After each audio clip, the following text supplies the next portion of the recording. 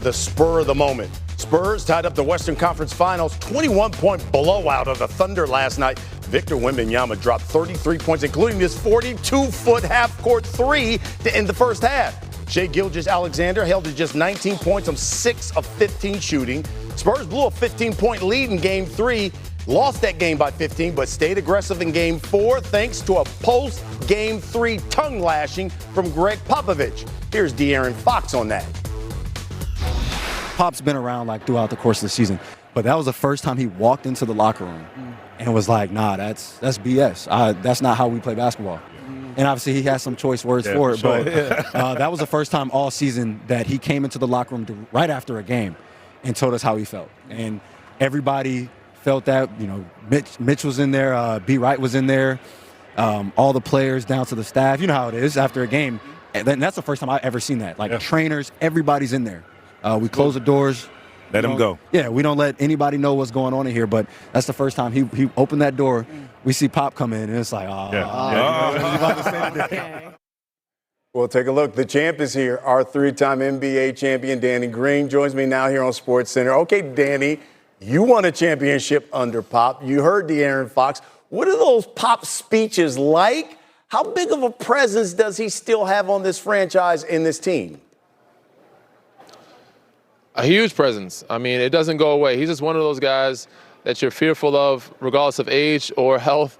I'm still scared of him to this day. So when he walks in a room, you know it's business and it's serious. So he came in. I'm sure he left an imprint on them. He let them know who's messing up, who needs to come to play. And that was a big deal for them and for everybody else. Everybody respects him from the top on down, Timmy, David, Tony. So when they see those guys come in and how much aura that he has, that presence, it leaves an impression. And those guys, it didn't take much, but I'm sure he let them have it.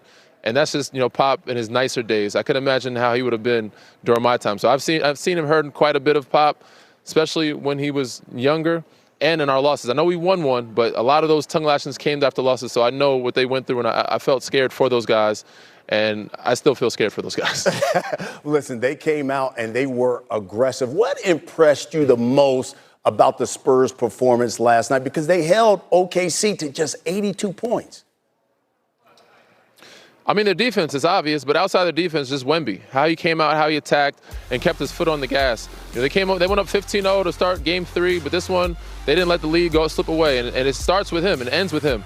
If he comes out and hoops the way he does, it kind of pours into those other guys defensively, offensively, and how he rebounds and blocks shots.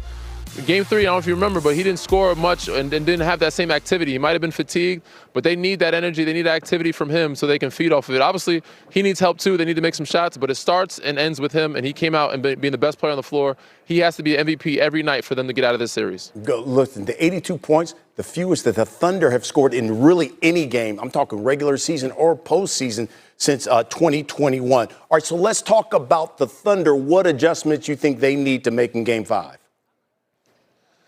There's a few. There's not many. It's hard to make adjustments when you shoot that poorly. Honestly, they just need to make more shots. Those other guys will be empowered at home. Jalen Williams will make shots. Casey Wallace, Alex Caruso, they'll play a lot better. Hopefully they can get A.J. Mitchell back. We don't know. I know J-Dub has been out too. Jared McCain will be super confident. So if they make more shots, then it's easier to figure out. But I think mainly is to slow down Wemby, not let him get close to the basket, not turn the ball over, not let the defense affect them. And I'm sure Shai is going to be super aggressive in attacking the paint, attacking the basket, and getting to that free throw line. So if he can get them in foul trouble, Hartstein can get to the glass like he did in Games 2 and 3, that'll be a dictation of how the series will go and how Game 5 will go. All right, Danny Green, stand by. He's going to join me a little bit later in the show. Welcome back to SportsCenter. Hey, listen, the Knicks are on fire. Currently riding a 10-game win streak. They've outscored their opponents by 225 points in that span. That's the most of any 10-game span in NBA history, regular or postseason.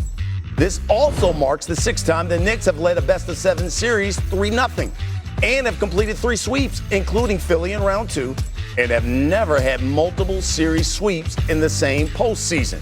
Now, the Cavaliers, however, face a 3-0 deficit that 163 teams before them have. And unfortunately for Cleveland, none have come back to win the series, and 100 of them were swept in 4 games. Covering the Cavaliers is our NBA reporter, Jamal Collier. And I guess, Jamal, what are the Cavs saying about keeping hope alive and their season alive tonight? Yeah, Brian, it started yesterday during the Cavs film session where Kenny Atkinson went around the room to the players and asked them, "Why do you believe?" And he said the answers that he got from the players in the room really reinforced the fact that he doesn't feel like these guys have given up on the season just yet. Those answers range from the fact that they've had success against the Knicks in the past. They won 3 out of 4 last year against a similar group. The fact that they were up 22 points in game 1. And Jalen Tyson said it. He feels like they still haven't actually put together a full 48 minutes, a complete game at their best. It's a team that still feels like they're missing a lot of shots, a lot of great looks.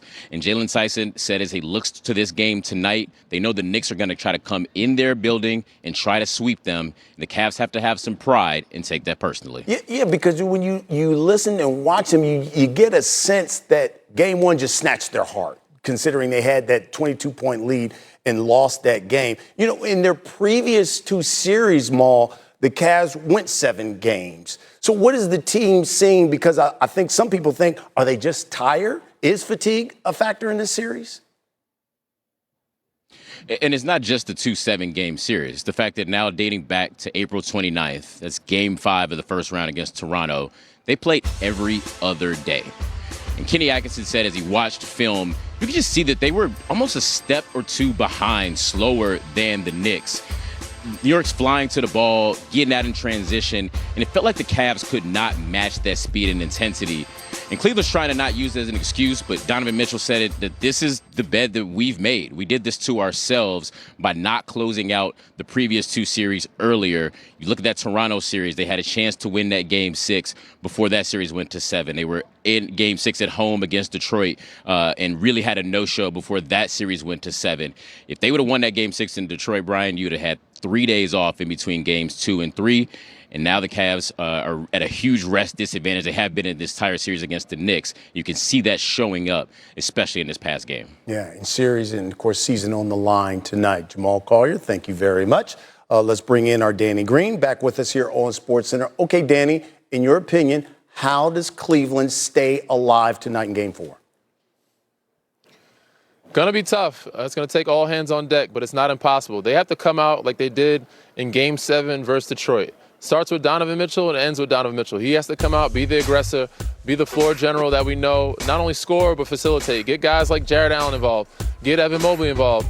Sam Merrill, like him knocking down shots. Max Strus. They were clicking on all cylinders in that Game 7.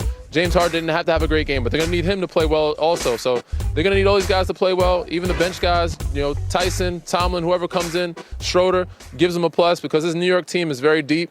And it's hard to keep up or defeat them unless you have production from all areas. And be more physical than the Knicks, something we haven't seen out of Cleveland yet in this series. Danny Green with the latest. Thank